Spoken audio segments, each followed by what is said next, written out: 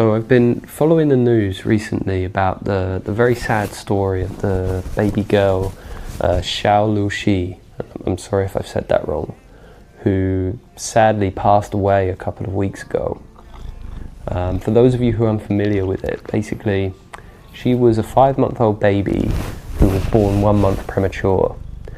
And she was okay on the whole, despite being born premature, but the doctor suggested she had a surgery for what seemingly was a minor issue. You know, I guess maybe they wanted some extra income, I don't know. But anyway, it was meant to be a non-invasive surgery, and it was only meant to last 2-3 hours. And it was almost 3 times that length. And in the end, the poor baby, she died. She passed away on the table. And now there's a lot of uproar about it, quite naturally, especially as this doctor who performed the surgery has had a similar incident, I think, within this year.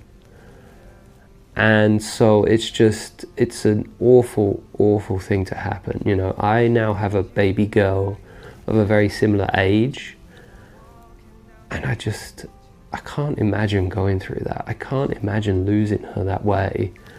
And then to have where the hospital is saying, trying to, you know, hush it up, trying to make it go away. It's awful. There's no other way to think about it. And what's a really sad aspect of this story is that new babies, they usually have to eat every 3 hours.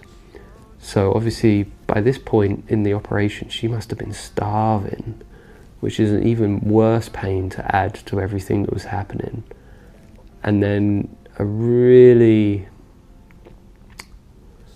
point that kind of breaks your heart is the final thing as she passed away is she had a little tear in her eye. I would love for all babies to be born happy and healthy, but I know that isn't always possible. So perhaps that anything that needs to be done to keep a baby healthy is done safely and with the best intention of the baby. 小红书，来抖音极速版看视频领现金。抖音